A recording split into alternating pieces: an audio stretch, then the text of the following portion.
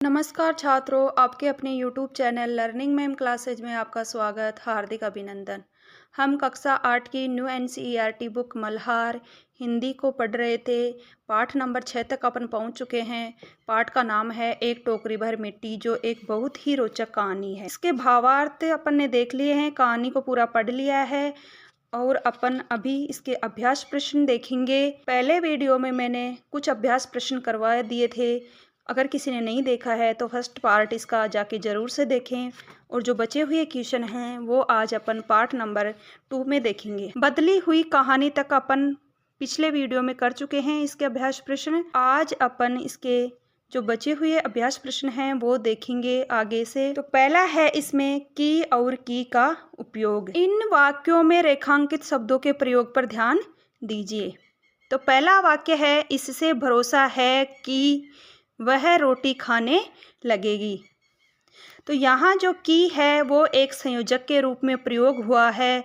संयोजक का अर्थ होता है मिलाने वाला। संयोजक शब्दों या वाक्यों को जोड़ने के लिए प्रयोग किए जाते हैं। यह हमें बताता है क्या कहा गया, क्या सोचा गया, क्या देखा गया आदि। तो जो ये छोटी की है इसका प्रयोग अपन संयोजक यानी दो शब्दों या दो वाक्यों को जोड़ने में इसका प्रयोग किया जाता है। फिर दूसरा वाक्य है, जमींदार के महल के पास एक गरीब अनाथ वृद्धा की झोपड़ी थी। तो यहाँ जो बड़ी की का प्रयोग किया गया है वो एक संबंध सूचक के रूप में किया गया है। यहाँ की एक संबंध सूचक कारक है। इसका प्रयोग संज्ञा या सर्वनाम का किसी अन्य शब्द के साथ संबंध बताने के लिए किया जाता है। अन्य संबंध कारक शब्द है का और के। तो इसमें अपने को दिखाया गया है, हिंदी में कारक होते हैं वो 8 प्रकार के होते हैं। तो यहाँ पर अपने को की व की का उपयोग दिखाया गया है। जो छोटी की है वो एक संयोजक के रूप में यानी जोड़ने के काम आती है। जो बड़ी की वाला है वो एक संबंध सूचक है, यानी दो सेंटेंसों के बीच या दो वाक्यों के बीच वो संबंध को दर्शाती है। किसी भी सेंटेंस के बीच संबंध बताती है। हमारे हिंदी के अंदर 8 प्रकार के कारक बताए गए हैं। तो पहला है कर्ताने, दूसरा है क्रम को, तीसरा है करण से द्वारा, चौथा है संप्रदान के लिए या को, अपादान से अलग होने के अर्थ में किया जाता है, संबंध का के की या रारेरी, अधिकरण में पर, और संबोधन हे अरे ओ। इस प्रकार हमारे हिंदी के अंदर 8 प्रकार के कारक होते हैं। तो इनका उपयोग किस प्रकार किया जाता है, किसका कौन सी जगह उपयोग किया जाता है वो अपने को इन वाक्यों में देखना है। तो अपने को सिर्फ की और की का उपयोग ही इस सेंटेंस में बताया गया है। तो देखते हैं वाक्य आगे नीचे। अब इन नीचे दिए गए वाक्यों में इन दोनों शब्दों का उपयुक्त प्रयोग कीजिए। तो अपने को कुछ नीचे सेंटेंस दिए हुए हैं। तो पहला प्रश्न है, वृद्धा ने कहा कि वह झोपड़ी को लेने नहीं आई है। तो जो वृद्धा थी, जब उसको वो जमींदार पूछ रहा था, मतलब वो वृद्धा वहाँ पहुँची, तो जमींदार को ऐसे लगा कि शायद ये बुढ़िया इस झोपड़ी को लेने वापस आई है। तो उसने जब डांट फटकार करके उसको भगाना चाहा, तब उस वृद्धा ने कहा कि वह यहाँ उस झोपड़ी को लेने नहीं आई है। तो ये उन दोनों के बीच में एक संयोजक की कड़ी का काम कर रही है। तो यहाँ पे कौन सी की का प्रयोग होगा, छोटी की का प्रयोग होगा। दूसरे नंबर का वाक्य है, वह अपनी पोती की चिंता में दुखी हो गई थी। तो यहाँ पे बड़ी की का प्रयोग किया जाएगा, क्योंकि ये एक संबंध बता रही है। उसकी पोती और उस वृद्धा के बीच में संबंध को दर्शा रही है, इसलिए यहाँ पे बड़ी की का प्रयोग किया जाएगा। फिर 3 नंबर का प्रश्न है, वृद्धा ने प्रार्थना की टोकरी को जरा हाथ लगाइए। जो वृद्धा थी वो उस जमींदार से कहती है कि इस टोकरी को जरा हाथ लगाइए। तो यहाँ भी उन दोनों का संबंध ही दर्शा रहा है। तो यहाँ पे भी बड़ी की का प्रयोग किया जाएगा। फिर प्रश्न नंबर 4 है, पोती हमेशा कहती थी कि वह अपने घर में ही खाना खाएगी। तो ये एक संयोजक का काम कर रहा है, यहाँ पे छोटी की का प्रयोग होगा। 5 नंबर का क्वेश्चन है, झोपड़ी की मिट्टी से वृद्धा चूल्हा बनाना चाहती थी। तो यहाँ संबंध झोपड़ी और उसमें झोपड़ी के अंदर जो मिट्टी थी उसका संबंध दर्शाया गया है।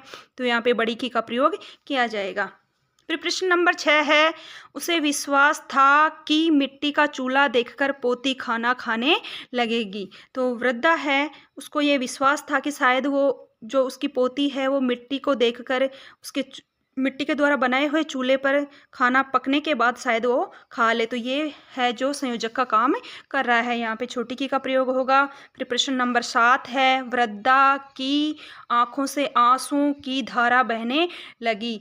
तो ये यहाँ पर संबंध को दर्शा रहा है, ये संबंध सूचक है, दोनों ही जगह बड़ी की का प्रयोग होगा। प्रश्न नंबर 8 है, उसने यह सोचा कि झोपड़ी से मिट्टी ले जाकर चूल्हा बनाऊंगी। तो ये एक संयोजक का काम कर रहा है, तो यहाँ पे छोटी की का प्रयोग किया जाएगा। प्रश्न नंबर 9 है, वृद्धा के मन की पीड़ा उसकी बातों में झलक रही थी। तो यहाँ एक संबंध दर्शाया गया है, जो वृद्धा है उसकी जो पीड़ा थी और उस वृद्धा के और उसकी जो पीड़ा थी उसके बीच में एक संबंध है, दोनों के बीच में। तो यहाँ पे बड़ी की का प्रयोग होगा। प्रश्न नंबर 10 है, जमींदार इतने लज्जित हुए कि टोकरी उठाने की बात मान ली। तो यहाँ पे संयोजक का काम किया जा रहा है, तो यहाँ पे छोटी की का प्रयोग किया जाएगा। फिर प्रश्न नंबर 11 है, उस झोंपड़ी की हर दीवार वृद्धा की यादों से भरी थी। तो जो वो झोंपड़ी है उसकी दीवारें हैं, उनके बीच और जो वृद्धा थी उनके बीच एक संबंध दर्शाया गया है, तो इसलिए यहाँ पे एक दोनों ही जगह बड़ी की का प्रयोग होगा। आगे का प्रश्न है, मुहावरे।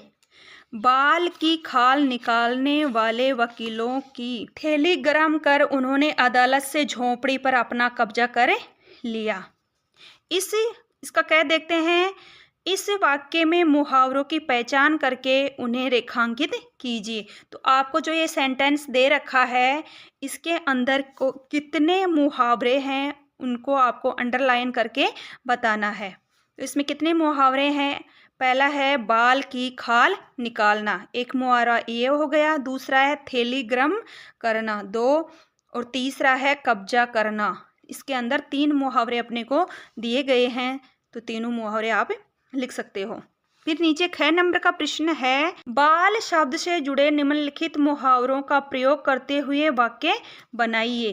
तो जो ये बाल शब्द है, इसके अनुसार और कितने, इस शब्द से और कितने मुहावरे बन सकते हैं, उनका प्रयोग आपको करना है। तो यहाँ पे आपको 4 मुहावरे दिए गए हैं, तो इनको अपन वाक्य में प्रयोग करेंगे। पहले इनको देख लेते हैं। बाल बांका न होना, यानी कुछ भी कष्ट या हानि न पहुंचना, पूर्ण रूप से सुरक्षित रहना। दूसरा नंबर का है, बाल बराबर बहुत सूक्ष्म, यानी बहुत महीन या पतला, यानी ये तो बाल के बराबर ही है, जो बहुत छोटा हो, बिल्कुल पतला हो, महीन हो। फिर तीसरा नंबर का है, बाल बराबर फर्क होना, यानी जरा सी भी भेद होना, सूक्ष्मता अंतर होना, कि बाल बराबर भी, इसमें तो कोई फर्क नहीं है, यानी बाल बहुत ही महीन, बहुत ही छोटा होता है, उसमें कोई ज़्यादा अंतर नहीं होता। बाल बाल बचना, यानी कोई विपत्ति आने या हानि पहुंचने में बहुत थोड़ी कमी रह जाना। तो इसका अपन वाक्य में प्रयोग देखते हैं इन चारों का। पहला है बाल बांका न होना, तो इसका वाक्य में प्रयोग करेंगे, जिसकी रक्षा ईश्वर करते हैं उसका बाल भी बांका नहीं हो सकता। फिर दूसरा है बाल बराबर, तो इसका वाक्य में प्रयोग करेंगे, उसकी हड्डी में बाल बराबर दरार आ गई। फिर तीसरा नंबर का है मुहावरा, बाल बराबर फर्क होना, तो इसका वाक्य में प्रयोग करेंगे, रमेश और रवि दोनों के अंकों में बाल बराबर फर्क ही था, किंतु फिर भी रमेश ने प्रथम आकर बाजी मार ली। फिर चौथा है मुहावरा, बाल बाल बचना, तो इसका वाक्य में प्रयोग करेंगे, विमान दुर्घटना में सभी यात्री बाल बाल बच गए।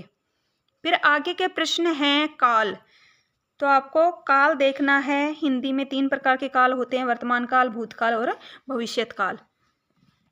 तो नीचे प्रश्न देखते हैं, नीचे दिए गए वाक्यों को ध्यान पूर्वक पढ़िए। पहला वाक्य दे रखा है इसमें, इस झोपड़ी में से एक टोकरी भर मिट्टी लेकर उसी का चूल्हा बनाकर रोटी पकाऊंगी। फिर दूसरा वाक्य दे रखा है, इस झोपड़ी में से एक टोकरी भर मिट्टी लेकर उसी का चूल्हा बनाकर रोटी पकाई। फिर तीसरा वाक्य दे रखा है, इस झोपड़ी में से एक टोकरी भर मिट्टी लेकर उसी का चूल्हा बनाकर रोटी पका रही हूँ। तो इन तीनों सेंटेंसों के अंदर अपने को तीनों काल दे रखे हैं, वर्तमान काल, भूतकाल और भविष्यत काल। आपको उदाहरण दिए गए हैं इसमें, नीचे देखते हैं। यहाँ रेखांकित शब्दों से पता चल रहा है कि कार्य होने का समय या काल क्या है। क्रिया के जिस रूप से यह पता चले कि कोई कार्य कब हुआ, हो रहा है या होने वाला है, उसे काल कहते हैं। तो काल के 3 भेद होते हैं। भूतकाल यह बताता है कि कार्य पहले ही हो चुका है। वर्तमान काल यह बताता है कि कार्य अभी हो रहा है या सामान्य रूप से होता रहता है। और भविष्यत काल यह बताता है कि कार्य आने वाले समय या भविष्य में होगा। तो आपको कुछ वाक्य दिए गए हैं, नीचे दिए गए वाक्यों को वर्तमान और भविष्य काल में बदलिए। आपको कुछ वाक्य दिए गए हैं, इन वाक्यों को आपको वर्तमान काल और भविष्यत काल में बदलना है। तो ये जो वाक्य दे रखे हैं ये भूतकाल के हैं और आपको इनको वर्तमान और भविष्य में बदलना है। तो पहला वाक्य दे रखा है, वह गिड़गिड़ाकर बोली। तो अपन इसको वर्तमान में लिखेंगे, वह गिड़गिड़ाकर बोल रही है। और भविष्य में लिखेंगे, वह गिड़गिड़ाकर बोलेगी। फिर 6 नंबर का है, श्रीमान ने आज्ञा दे दी। तो इसका वर्तमान लिखेंगे, श्रीमान आज्ञा दे रहे हैं। और भविष्यत काल लिखेंगे, श्रीमान आज्ञा देंगे। फिर 6 नंबर का है, उसकी आंखों से आंसू की धारा बहने लगी। तो इसका वर्तमान लिखेंगे, उसकी आंखों से आंसू की धारा बह रही है। और भविष्यत काल में लिखेंगे, उसकी आंखों से आंसू की धारा बहेगी। 6 नंबर का है, जमींदार साहब को अपने महल का अहाता उस झोपड़ी तक बढ़ाने की इच्छा हुई। तो इसको वर्तमान काल और भविष्यत काल में कैसे लिखेंगे? वर्तमान काल में लिखेंगे, जमींदार साहब को अपने महल का अहाता उस झोपड़ी तक बढ़ाने की इच्छा हो रही है। और भविष्यत काल में लिखेंगे, जमींदार साहब को अपने महल का अहाता उस झोपड़ी तक बढ़ाने की इच्छा होगी। फिर 11 नंबर का प्रश्न है, उन्होंने वृद्धा से क्षमा मांगी और उसकी झोपड़ी वापस दे दी। तो इसका वर्तमान लिखेंगे, वे वृद्धा से क्षमा मांग रहे हैं और उसकी झोपड़ी वापस दे रहे हैं। और भविष्यत काल में लिखेंगे, वे वृद्धा से क्षमा मांगेंगे और उसकी झोपड़ी वापस दे देंगे। आगे प्रश्न है वचन की पहचान। तो आपको वचन की पहचान करनी है, वचन बताने हैं कि कौन सा वचन है इसमें। हिंदी के अंदर वचन 2 होते हैं, एक वचन और बहुवचन। और संस्कृत में वचन 3 होते हैं, एक वचन, द्विवचन और बहुवचन। तो आगे देखते हैं, उनके मन में कुछ दया आ गई। तो इसके अंदर एक वचन का प्रयोग किया गया है, उनकी आंखें खुल गई। तो इसके अंदर है जो बहुवचन का प्रयोग किया गया है, आंखें हैं जो बहुवचन का शब्द है, तो इसलिए बहुवचन का प्रयोग किया गया है। ऊपर दिए गए रेखांकित शब्दों में क्या अंतर है और क्यों? आपस में चर्चा करके पता लगाइए। तो आपको जो रेखांकित शब्द दिए गए हैं इनमें आपको पता करके बताना है कि इन दोनों में क्या अंतर है। तो एक गई है, उसमें एक वचन का प्रयोग किया गया है। और जो सेकंड है, उनकी आंखें खुल गई, उसमें बहुवचन का प्रयोग किया गया है। आपस में चर्चा करके पता लगाइए। आपने ध्यान दिया होगा कि शब्द में एक अनुस्वार भर के अंतर से उसके अर्थ में अंतर आ जाता है। तो आपको जो ये शब्द दिए गए हैं इसमें एक में अनुस्वार लगा हुआ है और दूसरे बिगर अनुस्वार के है। जो जिसमें अनुस्वार नहीं है वो एक वचन है और जिसमें अनुस्वार लगा हुआ है वो बहुवचन है। तो नीचे प्रश्न दे रखा है, नीचे दिए गए रिक्त स्थानों में उपयुक्त शब्द भरिए। तो पहला है, कै वृद्धा झोपड़ी के भीतर गई। तो जो वृद्धा है वो एक वचन है, झोपड़ी है वो भी एक वचन है, तो इसलिए इसमें गई शब्द आएगा एक वचन के लिए। ख है, वृद्धा गिड़गिड़ाकर बोली। तो इसमें भी एक वचन का प्रयोग किया जाएगा, बोली। फिर ग है, पोती ने खाना पीना छोड़ दिया है। तो इसमें भी एक वचन का ही प्रयोग किया जाएगा, है। उसकी आंखों से आंसू की धारा बहने लगी थी। तो इसमें भी उसकी एक पर्टिकुलर एक के लिए आया है ये, इसलिए इसमें भी एक वचन का ही प्रयोग किया जाएगा। अंग है, उसने अपनी टोकरी मिट्टी से भर ली और बाहर ले आई। तो इसमें भी एक वचन का प्रयोग किया जाएगा। फिर च है, झोंपड़ी में बसी पुरानी यादें वृद्धा को रुला गई। तो इसके अंदर है जो बहुवचन का प्रयोग होएगा। तो इसमें अनुस्वर वाला गई है वो शब्द आएगा।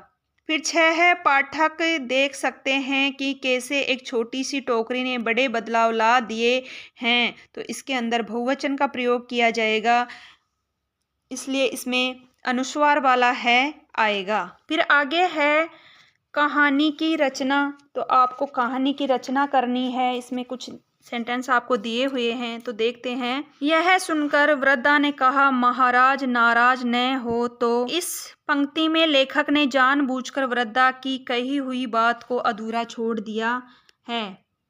बात को अधूरा छोड़ने के लिए का उपयोग किया गया है। इस प्रकार के वाक्यों और प्रयोगों से कहानी का प्रभाव और बढ़ जाता है। अनेक बार कहानी में नाटकीयता लाने के लिए भी इस प्रकार के प्रयोग किए जाते हैं।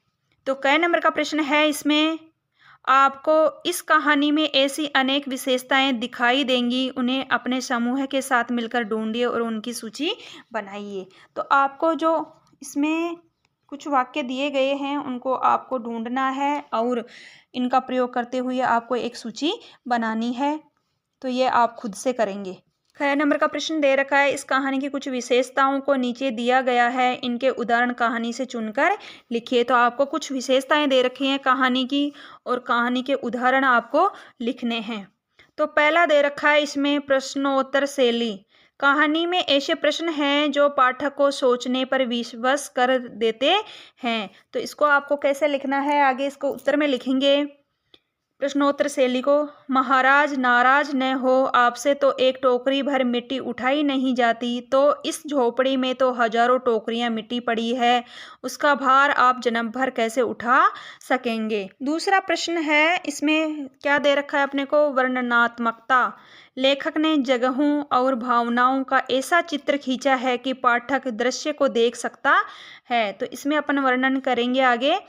उत्तर में लिखेंगे, जब से झोंपड़ी छूटी है तब से मेरी पोती ने खाना पीना छोड़ दिया है। मैंने बहुत कुछ समझाया पर वह एक नहीं मानती। यही कहा करती है कि अपने घर चल, वहीं रोटी खाऊंगी। जब मैंने सोचा है कि इस झोंपड़ी में से एक टोकरी भर मिट्टी लेकर उसी का चूल्हा बना रोटी पकाऊंगी, इससे भरोसा है कि वह रोटी खाने लगेगी।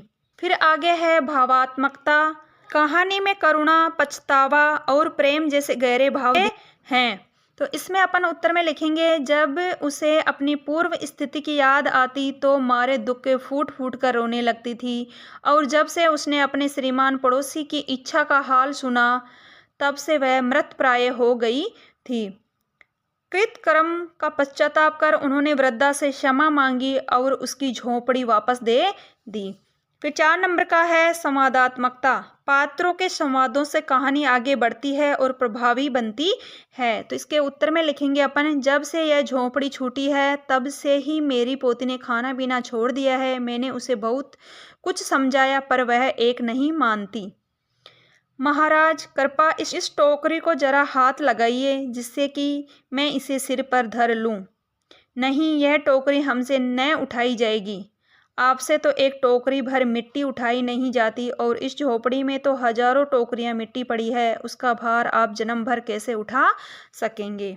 फिर 5 नंबर का दे रखा है इसमें कहानी का सेंटेंस, नाटकीयता। तो नाटकीयता, कुछ दृश्य इतने प्रभावशाली हैं कि वे नाटक जैसे लगते हैं। तो उत्तर में लिखेंगे, जैसे दे रखा है, श्रीमान के सब प्रयत्न निष्फल हुए, तब वे अपनी जमींदारी चाले चलने लगे। बाल की खाल निकालने वाले वकीलों की थैली गरम कर उन्होंने अदालत से उस झोंपड़ी पर कब्जा कर लिया और वृद्धा को वहां से निकाल दिया। दूसरा सेंटेंस है, एक दिन श्रीमान उस झोंपड़ी के आसपास टहल रहे थे और लोगों को काम बता रहे थे कि इतने में वह वृद्धा हाथ में एक टोकरी लेकर वहां पहुंची। श्रीमान ने उसको देखते ही नौकरों से कहा कि उसे यहाँ से हटा दो। फिर 6 नंबर का है इसमें चरित्र चित्रण। पात्रों के गुण, स्वभाव और मन की स्थिति स्पष्ट रूप से दिखती है। तो उत्तर में लिखेंगे, श्रीमान के सब प्रयत्न निष्फल हुए, तब वे अपनी जमींदारी चाले चलने लगे। बाल की खाल निकालने वाले वकीलों की थैली गरम कर उन्होंने अदालत से उस झोंपड़ी पर कब्जा कर लिया और वृद्धा को वहां से निकाल दिया। आगे के प्रश्न है शब्दकोश का उपयोग। आप जानते हैं कि हम शब्दकोश का प्रयोग करके शब्दों के विषय में अनेक प्रकार की जानकारी प्राप्त कर सकते हैं। नीचे कुछ शब्दों के अनेक अर्थ शब्दकोश से चुनकर दिए गए हैं। इन शब्दों के जो अर्थ इस कहानी के अनुसार सबसे उपयुक्त हैं उन पर घेरा बनाइए। तो आपको इसके अंदर कुछ शब्द दिए हुए हैं शब्दकोश से चुनकर, तो जो शब्द इस कहानी में आया है उसको उसके अर्थ के अनुसार आपको उस पे गोला बनाना है। अपने को इसमें वाक्य दे रखा है और रेखांकित शब्द का अर्थ दे रखा है। तो पहला है इसमें श्रीमान के शब्द प्रयत्न निष्फल हुए। तो इसका जो रेखांकित शब्द है श्रीमान, इसका शब्द का अर्थ दे रखा है। कौन कौन से अर्थ होते हैं इसमें दे रखा है? धनी, शोभायुक्त, शोभावान, संपत्तिशाली, संपन्न, पुरुषों के नाम के पूर्व आदर सूचनार्थ लगाए जाने वाला शब्द। तो अपने को श्रीमान का जो शब्द चुनना है वो होता है एक तो धनी और एक होता है संपत्तिशाली, ये उसी के लिए प्रयोग किया गया है। फिर दूसरा वाक्य है पतोहू भी एक 5 बरस की कन्या को छोड़कर चल बसी थी। तो इसका जो अर्थ दे रखा है इन शब्दों का वो देख लेते हैं। अविवाहित लड़की, एक राशि का नाम, लड़की, बड़ी इलायची। तो इसमें जो कन्या शब्द आया है वो किसके लिए आया है? एक लड़की के लिए आया है। फिर 3 नंबर का वाक्य है जमींदार साहब को अपने महल का अहाता उस झोंपड़ी तक बढ़ाने की इच्छा हुई। तो इसमें जो अंडरलाइन कर रखा है वो कर रखा है महल के। तो इसके रेखांकित शब्द कौन सा है? महल। तो इसका अर्थ देखते हैं क्या क्या होता है। राजा या रहीश आदि के रहने का बहुत बड़ा और बढ़िया मकान। प्रासाद, प्रासाद का अर्थ भी महल ही होता है। अंधपुर, पत्नी, उतरने की जगह है। तो हमारा जो इसमें अर्थ होगा वो होगा, इसमें क्या दे रखा है? राजा या रईस आदि के रहने का बहुत बड़ा और बढ़िया मकान, उसके लिए इसमें प्रयोग किया गया है महल का। फिर 4 नंबर का वाक्य है वह तो कई जमाने से वहीं बसी थी। तो जो हमारे को रेखांकित शब्द दे रखा है जमाने, उसका क्या क्या अर्थ होता है वो दे रखा है। काल, बहुत अधिक समय, सौभाग्य का समय, संसार, जगत, राज्यकाल, अवधि, युग, कार्यकाल, विलंब, देर, अतिकाल। तो जमाने का जो अर्थ है वो आएगा बहुत अधिक समय, अवधि, बस 2 ही हैं इसमें। फिर 5 नंबर का वाक्य है यही उसकी पोती इस वृद्धा काल में एकमात्र आधार थी। तो हमें जो रेखांकित शब्द दे रखा है वो दे रखा है आधार। तो इसका अर्थ देख लेते हैं। आधार का अर्थ क्या क्या दे रखा है इसमें? सहारा, आलंबन, पात्र या नाटक, नींव, बांध, नहर, संबंध, बर्तन, परिस्थितियाँ, अधिष्ठान, आश्रय देने वाला और पालन करने वाला। तो हमारा जो इसमें रेखांकित शब्द का जो सही सटीक जो अर्थ है वो होगा सहारा या आलंबन। आगे का प्रश्न दे रखा है भावों की पहचान। कृतकर्म का पश्चाताप कर उन्होंने वृद्धा से क्षमा मांगी। कहानी की इस पंक्ति से कौन कौन से भाव प्रकट हो रहे हैं सही पहचाना। इस पंक्ति से पश्चाताप और क्षमा के भाव प्रकट हो रहे हैं। अब नीचे दी गई पंक्तियों में प्रकट हो रहे भावों से उनका मिलान कीजिए। तो आपको नीचे कुछ पंक्तियां दे रखी हैं और एक तरफ आपको भाव दे रखे हैं। तो कौन सी पंक्ति के अंदर कौन सा भाव है उसको आपको मिलान करना है। तो इसमें आपको पहली पंक्ति दे रखी है वह लज्जित होकर कहने लगे नहीं यह टोकरी हमसे न उठाई जाएगी। तो इसके अंदर किसका भाव दे रखा है? बोध या आत्मज्ञान का। जो 5 नंबर के सामने है बोध या आत्मज्ञान। आगे 2 नंबर की पंक्ति है वृद्धा के उपयुक्त वचन सुनते ही उनकी आंखें खुल गई। तो इसके अंदर जो भाव है वो है लज्जा या पछतावा। फिर 3 नंबर की पंक्ति है उनके मन में कुछ दया आ गई। तो इसमें जो भाव है वो है करुणा या दया। फिर 4 नंबर की पंक्ति है इससे भरोसा है कि वह रोटी खाने लगेगी। तो इसमें जो भाव है वो है आस्था या विश्वास। फिर 5 नंबर की पंक्ति है महाराज क्षमा करे तो एक विनती है। इसके अंदर जो भाव है वो है विनम्रता या विनय। 6 नंबर की पंक्ति है अब यही उसकी पोती इस वृद्धा काल में एकमात्र आधार थी। इसके अंदर जो भाव है वो है ममता या स्नेह। फिर 7 नंबर की पंक्ति है, जमींदार साहब धन मद से गर्वित हो अपना कर्तव्य भूल गए थे। तो इसमें जो भाव है वो है अहंकार या घमंड। फिर 8 नंबर की पंक्ति है, उस झोपड़ी में उसका मन ऐसा कुछ लग गया था कि बिना मरे वहाँ से वह निकलना ही नहीं चाहती थी। तो इसके अंदर जो भाव है वो है जुड़ाव या मोह। फिर 9 नंबर की पंक्ति है, जब उसे अपनी पूर्व स्थिति की याद आ जाती तो मारे दुख के फूट फूट कर रोने लगती थी।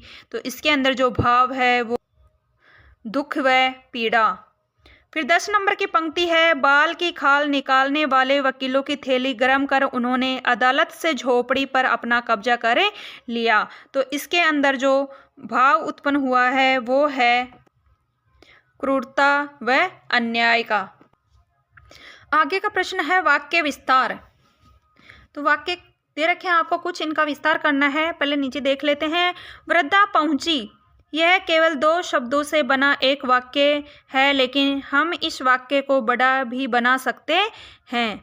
वह वृद्धा हाथ में एक टोकरी लेकर वहां पहुंची। अब बात कुछ अच्छी तरह समझ में आ रही है, किंतु इसी वाक्य को हम और विस्तार भी दे सकते हैं, जैसे थकी हुई आंखों और कांपते हाथों में टोकरी लिए वृद्धा धीरे धीरे दरवाजे पर पहुंची। अब यह वाक्य अनेक अर्थ और भाव व्यक्त कर रहा है। अब इसी प्रकार नीचे दिए गए वाक्यों का कहानी को ध्यान में रखते हुए विस्तार कीजिए। प्रत्येक वाक्य में लगभग 15 से 20 शब्द हो सकते हैं। तो आपको इसके अंदर 5 वाक्य दे रखे हैं। इन वाक्यों को आपको 15 या 20 शब्दों में ही इन वाक्यों का विस्तार करना है। तो पहला वाक्य दे रखा है आपको, एक झोंपड़ी थी। तो इसका उत्तर लिखेंगे, वृद्धा के पास एक ही झोपड़ी थी, उस पर भी जमींदार ने कानूनी दाव पेच से कब्जा कर लिया था। फिर प्रश्न नंबर 2 है, दूसरा वाक्य है, श्रीमान टहल रहे थे। तो उत्तर में लिखेंगे, एक दिन श्रीमान झोपड़ी के बाहर टहल रहे थे कि इतने में वृद्धा झोपड़ी की मिट्टी लेने टोकरी लेकर पहुंची। फिर 3 नंबर का प्रश्न है, तीसरा वाक्य है, वह खाने लगेगी। तो उत्तर में लिखेंगे, वृद्धा को पूरा विश्वास था कि झोपड़ी की मिट्टी से बने चूल्हे की रोटी उसकी पोती खाने लगेगी। फिर 4 नंबर का प्रश्न है, वाक्य देखते हैं 4 नंबर का, वृद्धा भीतर गई। तो उत्तर में लिखेंगे, जमींदार से अनुमति लेकर वृद्धा झोपड़ी के भीतर टोकरी भर मिट्टी लेने गई। 5वां नंबर है, 5 नंबर का प्रश्न है, आगे वाक्य, आगे बढ़े। तो उत्तर में लिखेंगे, वृद्धा की टोकरी उठाने के लिए जमींदार ने किसी नौकर को नहीं कहा, बल्कि स्वयं ही आगे बढ़े। फिर आगे का प्रश्न है, संवाद फोन पर। तो पहला प्रश्न दे रखा है, कल्पना कीजिए कि यह कहानी आज के समय की है। जमींदार वृद्धा की पोती को समझाना चाहता है कि वह जिद छोड़ दे और भोजन कर ले। उसने पोती को फ़ोन किया है। अपनी कल्पना से दोनों की बातचीत लिखिए। तो आपको ये क्वेश्चन दे रखा है, इसमें ये दे रखा है कि उस वृद्धा की पोती को वो जमींदार फ़ोन करता है और उस जमींदार के बीच में और उसकी जो वृद्धा है उसकी पोती के बीच में क्या बातचीत होती है वो आपको लिखना है। तो उत्तर में लिखेंगे, जमींदार, बेटा मैंने सुना है कि तुम जिद करके बैठी हो कि खाना नहीं खाओगी, क्या हुआ है मुझे बताओ। तो वृद्धा की पोती बोलती है, मुझे मेरी झोपड़ी के चूल्हे की बनी रोटी ही खाने में अच्छी लगती है। फिर दोबारा जमींदार कहता है आगे, अच्छा लेकिन अब तो लोग मिट्टी के चूल्हे के स्थान पर गैस चूल्हे का प्रयोग करते हैं। इसके लिए न तो लकड़ियों की आवश्यकता होती है, न ही धुएं से आंखें खराब होती हैं। तुम्हारी दादी को भी लकड़ियों लेने बाहर नहीं जाना पड़ेगा। तो आगे वृद्धा की पोती क्या कहती है वो है, आगे वृद्धा की पोती कहती है, सच यह तो बहुत अच्छी बात है। दादी बाहर नहीं जाएगी तो थकेगी भी नहीं और उनकी आंखें भी जलेगी नहीं। तो आगे जमींदार कहता है, बिल्कुल सही, अब तो अपनी जिद छोड़कर खाना खाओगी न। तो वृद्धा की पोती कहती है, जी बिल्कुल, आप फ़ोन रखिए, मुझे जोरों की भूख लग रही है। तो उन दोनों के बीच में शायद ऐसी वार्तालाप हुई हो, क्योंकि वो नन्ही बच्ची थी, इतनी ज़्यादा समझदार नहीं थी और अपनी दादी के प्रति उसका बहुत लगाव था। तो इस वजह से शायद वो उसकी बातों में आ जाती और इस प्रकार उससे वार्तालाप करती और उसके कहने पर शायद वो खाना खा लेती। फिर आगे है 6 नंबर का प्रश्न, कल्पना कीजिए कि जमींदार और उसका कोई मित्र वृद्धा की झोपड़ी हथियाने के बारे में मोबाइल पर लिखित संदेशों द्वारा चर्चा कर रहे हैं। मित्र उसे समझा रहा है कि झोपड़ी न हड़पे। उनकी इस लिखित चर्चा को अपनी कल्पना से भाव मुद्रा यानी इमोजी के साथ लिखिए। तो आपको कुछ उदाहरण दे रखे हैं, उनके इमोजी भी बना रखी है। तो पहला है, मित्र इस विचार को छोड़ दो, तुम्हें आखिर किस बात की कमी। तो ये जो इमोजी है वो किस प्रकार की दिख रही है वो आपको देखना है इसमें। फिर नीचे है जमींदार, तो एक गुस्से वाली सी इमोजी दिख रही है, मुझे तुमसे उपदेश नहीं सुनना।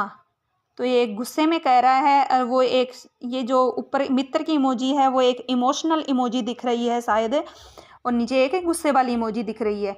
तो आपको इसी प्रकार और कुछ इमोजियाँ बना के आपको कुछ इमोजी का प्रयोग करके आपको कुछ अपने मन से और कुछ बनाना है। फिर आगे की क्वेश्चन देखते हैं, पोती की भावनाएं। मेरी पोती ने खाना पीना छोड़ दिया। तो कै नंबर का प्रश्न है इसमें। कहानी में वृद्धा की पोती एक महत्वपूर्ण पात्र है, भले ही उसका उल्लेख केवल 1-2 पंक्तियों में ही हुआ है, लेकिन कल्पना कीजिए कि आप ही वह पोती हैं। आपको अपने घर से बहुत प्यार है। अपने घर को बचाने के लिए जिलाधिकारी को एक पत्र लिखिए। तो आप किस प्रकार एक जिलाधिकारी को पत्र लिखेंगे उसका वर्णन आपको करना है। तो नीचे लिखेंगे पोती की भावनाएं, जिलाधिकारी को पत्र। तो लिखते हैं नीचे, सेवा में जिलाधिकारी महोदय, विकासपुरी, नई दिल्ली। आपको ऐसे नंबर डालने हैं। फिर दिनांक लिखनी है, जो भी आज की डेट वो आपको लिखनी है। तो विषय में लिखेंगे आप अवैध कब्जे से संबंधित। तो आगे लिखेंगे, महोदय सविनय निवेदन है यह है कि मैं विकासपुरी की निवासी हूँ। मैं यहाँ अपनी दीदी के साथ अपने घर में रहती हूँ, किंतु पिछले महीने से हमारे सामने वाले मकान मालिक हमारे घर पर कब्जा करना चाहते हैं। वे हमारे घर में 2 बार ज़बरदस्ती घुस आए थे। उन्हें लगता है कि वे ज़ोर ज़बरदस्ती से हमें परेशान करके हमारा घर हथिया लेंगे। मेरा आपसे अनुरोध है कि आप हमारी इस मुसीबत की घड़ी में मदद करें तथा उस मकान मालिक के खिलाफ सख्त कार्रवाई करें। आशा है आप अवश्य ही कोई कदम उठाएंगे। हम आपके सदा आभारी रहेंगे। धन्यवाद। पूरी नई दिल्ली के नंबर डाल के मोबाइल नंबर डालने हैं। नंबर का प्रश्न है, मान लीजिए कि वृद्धा की पोती देनंदिनी यानी डायरी लिखा करती थी। कहानी की घटनाओं के आधार पर कल्पना कीजिए कि उसने अपनी डायरी में क्या लिखा होगा। स्वयं को पोती के स्थान पर रखते हुए वह देनंदिनी लिखिए। उदाहरण के लिए आपको नीचे दे रखा है, मेरी देनंदिनी 2 मई आज दादी घर पर आई तो बहुत परेशान थी। मैंने बहुत पूछा, उन्होंने बताया। तो इस प्रकार आपको एक देनंदिनी लिखनी है। किस प्रकार लिखेंगे आप? तो उत्तर में लिखेंगे, मेरी देनंदिनी 2 मई आज दादी घर पर आई तो बहुत परेशान थी। मैंने उनसे पूछा तो उन्होंने बताया कि श्रीमान जमींदार ने उन्हें कहा है कि वे अपने महल के अहाते को हमारी झोपड़ी तक बढ़ाना चाहते हैं। इसके लिए उन्होंने पहले भी दादी को अपनी झोपड़ी हटाने के लिए बहुत बार कहा था, पर दादी नहीं मानी थी। दादी ने मुझे बताया कि उनकी बहुत सी यादें इस झोंपड़ी से जुड़ी हुई हैं, जैसे मेरा दादा, पिताजी और माँ। इन तीनों के साथ दादी ने यहाँ खुशी के दिन बिताए हैं और उनके लिए यह यादें बेहद अनमोल हैं। वे तीनों इसी घर में चल बसे थे। दादी तो मुझे बताते बताते ही फूट फूट कर रो पड़ी थी। दादी अंदर से टूट चुकी है। उन्हें लग रहा है कि जमींदार किसी भी तरह से हमारी झोपड़ी हत्या ही लेंगे। उम्मीद करती हूँ कि हमारा घर हमसे न छीना जाए, दादी पर और कोई परेशानी न आए। तो आपका जो नाम है वो नीचे आप कुछ भी लिख देना, जो भी आपका नाम है वो लिख देना। फिर आगे के प्रश्न है पाठ से आगे प्रश्न अभ्यास, वो अपने नेक्स्ट वीडियो में देखेंगे। वीडियो देखने के लिए धन्यवाद।